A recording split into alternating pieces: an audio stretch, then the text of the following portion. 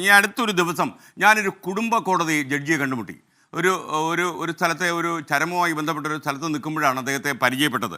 അപ്പോൾ അദ്ദേഹം എന്നോട് പല കാര്യങ്ങളും ഇന്നത്തെ സാമൂഹ്യ ചുറ്റുപാടിനെ കുറിച്ചൊക്കെ പറയുന്നതിനിടയിൽ ഒരു കാര്യം പറഞ്ഞത്, ഈ കുടുംബ കോടതിയിലേക്ക് വിവാഹമോചന കാര്യങ്ങളുമായി വരുന്ന ആളുകളുടെ എണ്ണം വളരെ വളരെ കൂടി വരികയാണ്. അതിശയോക്തിയല്ല, ചിലപ്പോൾ കുറച്ച് സമയം കഴിയുമ്പോൾ ഓരോ പഞ്ചായത്തിലും കുടുംബ കോടതി ഉണ്ടാക്കേണ്ട സാഹചര്യം കേരളത്തിൽ ഉണ്ടാകുമെന്ന് അദ്ദേഹം പറഞ്ഞു. ചിലർ വിസ്മയത്തോടെ അല്ലെങ്കിൽ ചിലർ അമ്പരപ്പോടെയാണ് ഞാൻ അദ്ദേഹത്തിൻ്റെ അഭിപ്രായം കേട്ടത്. പക്ഷേ അദ്ദേഹത്തിന് പൊള്ളുന്ന അനുഭവങ്ങളിൽ നിന്നാണ് അദ്ദേഹം ഇത് പറഞ്ഞത്. നിസ്സാര കാര്യങ്ങളിൽ പോലും വിവാഹമോചനം, ഡിവോഴ്സ് പെറ്റീഷനുകൾ കുടുംബ കോടതിയിൽ വരുന്നു എന്നത് യാഥാർത്ഥ്യമാണ്. ഒരുപക്ഷെ എനിക്ക് തോന്നുന്നത് തലമുതിർന്ന ആളുകൾ വീട്ടിലില്ലാത്ത അവസ്ഥ, കാര്യങ്ങൾ മറ്റുള്ളവരോട് പങ്കുവയ്ക്കാനും ചർച്ച ചെയ്യാനും കഴിയാത്ത ജീവിത സാഹചര്യം, കൂടുതലും വാട്സപ്പിലും മറ്റ് മൊബൈലിലും ക്രമീകരിക്കുന്ന മനസ്സിങ്ങനെ ഒരുപാട് കാര്യങ്ങൾ ഇതിനുണ്ട്.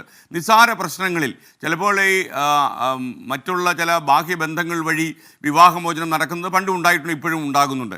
എന്നാൽ അതിനേക്കാളും നിസ്സാര കാര്യങ്ങൾ പറഞ്ഞ് ഡിവോഴ്സിലേക്ക് പോകുന്ന യുവമിഥുനങ്ങൾ നമ്മുടെ നാട്ടിൽ കൂടി വരുന്നു. അപ്പോൾ ഇതിനെക്കുറിച്ച് യഥാർത്ഥത്തിൽ ഒരു സോഷ്യൽ വെൽഫെയർ ഡിപ്പാർട്ട്മെൻറ്റ് പോലെയുള്ള സ്ഥാപനങ്ങൾ ഇതിനെക്കുറിച്ച് ഗൗരവമായി ആലോചിക്കേണ്ട നേരമായി.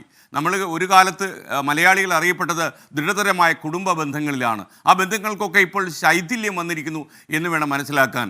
കുടുംബ കോടതികളുടെ എണ്ണം കൂട്ടിയല്ല വികസനം നമ്മൾ കൊണ്ടുവരേണ്ടത് എന്നുകൂടി ഞാൻ പറഞ്ഞുകൊണ്ട്, ചെറിയ ചെറിയ കാര്യങ്ങൾ, രണ്ട് വ്യക്തികൾ ഒരു ബെഡിൽ അകപ്പെട്ടാൽ തീർച്ചയായിട്ടും ഒരുപാട് പ്രശ്നങ്ങളിൽ അഭിപ്രായ വ്യത്യാസങ്ങൾ ഉണ്ടാകുമെന്ന കാര്യത്തിൽ യാഥാർത്ഥ്യമാണ്.